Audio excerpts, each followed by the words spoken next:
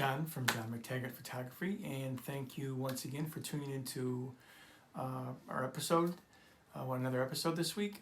This week will be kind of brief.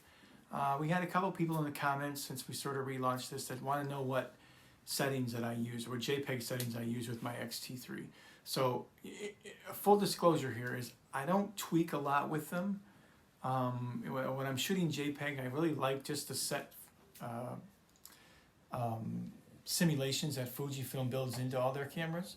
But for the most part, I will mess around with it a little bit to get a little subtle things here and there. So I only use two custom settings, one for monochrome or one for black and white, and then one for my color work. I overwhelmingly shoot color professionally, but if I have my choice between the two, black and white is my favorite by far. So, and I do love what Fuji does JPEGs with their black and white JPEGs. So here we go. I have a quick rundown. I'll say them and I'll also put them on a little title card on the screen for you to look up. But they're pretty simple, and I really encourage you all to kind of tinker with it yourself. Mess around with it a little bit. Try to find the sequence or the combination that works best for you and that you enjoy looking at. And then that's the best advice I can give for that. There's no hard and fast rule, and there is no right or wrong. So this is my settings, or these are my settings in terms of the JPEG settings. So first of all is monochrome. The film simulation I use is Acros, I think, with the red filter on. So that would be the A and the R. If you're looking at the back of the camera, got right here. Then I turn the grain effect off, as well as the chrome color off, obviously. White balance I always leave on auto. I can't remember any time that I've actually changed that when I shoot JPEG, not too often. Highlights I actually leave at 0.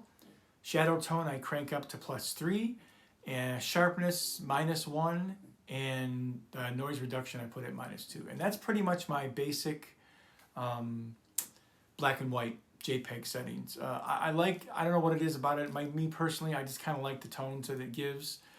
And it's sort of a welcoming, kind of without being really warm. I don't know, I just like the look of it. It suits my eye well, and I think for what I shoot in black and white, I like the look of it. In terms of color, I am a huge classic chrome fan, and even just set out of the camera, I'm a real big fan of it. But if I do tweak it a little bit, and what I have tweaked on my custom settings on the X-T3 so far, it's pretty basic formula again. Grain effect off, the color chrome option off, white balance set to auto again. Highlight tones, I turn them up to +2. Shadow tones at +3 as well. Sharpness at +2. The sharpness I actually messed with a little bit, and for some reason +2 is what looks better to me. Although I don't know that I can really tell the difference unless I'm really pixel peeping, and I'm not much a pixel peeper, but either way. And the noise reduction I turned down to -3. And those are really the very basic JPEG settings that I use when I shoot JPEG. But the cool part about Fujifilm as a whole and all their film simulations is they're all pretty cool right out of the camera.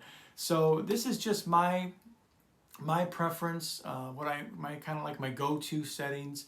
But believe me, I am not shy, and I don't recommend that you be either, to try a bunch of different stuff, depending on the situation, depending on what suits your eye. So that's it. Very quick, very brief little episode today. More of a technical one, I guess.